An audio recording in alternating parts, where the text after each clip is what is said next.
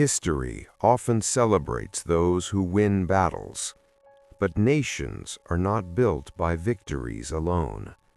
They are built by systems, by rules, by institutions that survive long after the hero is gone. When Khúc Thừa Dụ reclaimed autonomy, Vietnam stood at a fragile threshold. Power had returned to Vietnamese hands, but power without structure does not last. Then came his son, Khúc Hạo, a ruler who did not expand territory, did not raise armies, did not seek spectacle. Instead, he did something far more difficult. He built a state before a state officially existed. Khúc Thừa Dụ's achievement was unprecedented. For the first time in centuries, Vietnam was governed by a Vietnamese authority. But autonomy, once reclaimed, is not guaranteed. The Tang dynasty still existed, weakened but not gone. Local elites were cautious. Villages were accustomed to foreign rule. And most dangerously, the administrative machinery of Chinese governance was still largely intact. Khúc Hạo inherited not a kingdom, but a question. Could Vietnamese autonomy survive without becoming chaos? Or worse, could it provoke imperial retaliation if handled too boldly? Khúc Hạo understood something crucial. Rebellion invites suppression. Administration invites acceptance. So he chose reform over rupture, continuity over confrontation. Khúc Hạo did not declare independence. He did not proclaim a new dynasty. He did not change the name of the land. Outwardly, the old order remained. Inwardly, everything began to change. Instead of ruling through distant authority, Khúc Hạo focused on the most basic unit of power, the village. Khúc Hạo reorganized the administrative structure of Zhao Chao. He standardized local units, clarified jurisdictions, reduced arbitrary authority. Village leaders were no longer mere intermediaries between the people and a foreign governor. They became recognized components of a Vietnamese governing system. This was subtle but revolutionary. For the first time, local authority was not imposed from above, it was integrated from within. Administration began to feel familiar, understandable, local. People knew who governed them. They knew where decisions were made, and they knew those decisions were made by people who lived among them. This was legitimacy in its quietest form. Perhaps Khúc Hạo most profound reform was not administrative, but economic. For centuries, taxation under Chinese rule had one purpose: extraction. Wealth flowed outward towards distant capitals, funding empires that saw Zhao Chao as a frontier resource. Khúc Hạo changed this. He reduced burdens on the population, standardized tax obligations, and most importantly, taxes were no longer collected for a foreign empire. They were used to sustain local governance. This transformed how people perceived authority.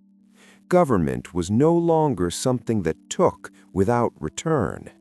It became something that maintained order, supported infrastructure, and preserved stability. Taxation stopped being a symbol of domination. It became a symbol of belonging. Khúc Hạo never crowned himself king. He ruled without royal ceremony, without dynastic spectacle. This was not hesitation, it was strategy. By avoiding overt claims of kingship, Khúc Hạo reduced the threat he posed to the Chinese court. But within Vietnam, his authority was unquestioned. He governed effectively, predictably, consistently. People did not need a crown to recognize power. They recognized it in functioning administration, in fair taxation, in stability that endured from year to year. Khúc Hạo understood something few rulers do. Power does not require declaration when it is already accepted.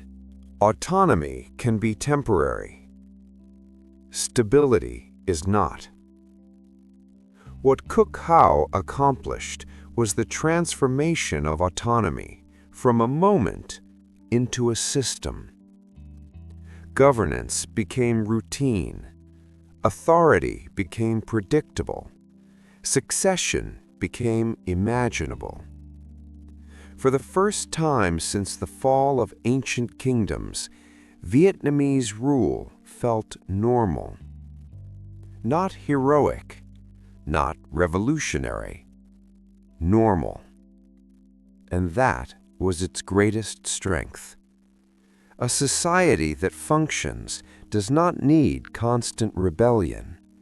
It begins to think in terms of continuity, of inheritance, of future generations. Khúc Hạo made Vietnamese governance not exceptional, but expected. Khúc Hạo did not fight famous battles. His name does not echo through legends of war.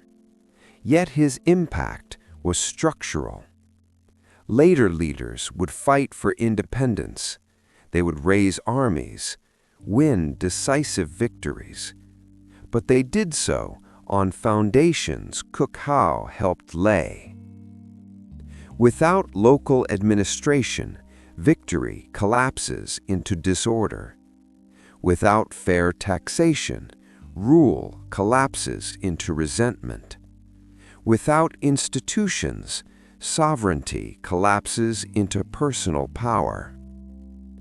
Khúc Hạo ensured that when later heroes arrived, they inherited not chaos, but a functioning political order. Revolution captures attention. Reform builds endurance. Khúc Hạo chose the harder path. He worked within constraints, navigated imperial oversight, balanced autonomy with caution. And in doing so, he achieved something lasting. Vietnam did not merely resist domination, it learned how to govern itself. This lesson would echo through centuries of struggle. Because independence declared too early is easily crushed, but independence practiced quietly becomes irreversible. Khúc Thừa Dụ reclaimed autonomy. Khúc Hạo stabilized it. One opened the door, the other ensured it would never fully close again. History remembers battles, but nations endure through institutions. And long before Vietnam became a kingdom, before it crowned kings or named dynasties, it learned how to govern itself. Quietly, methodically, permanently.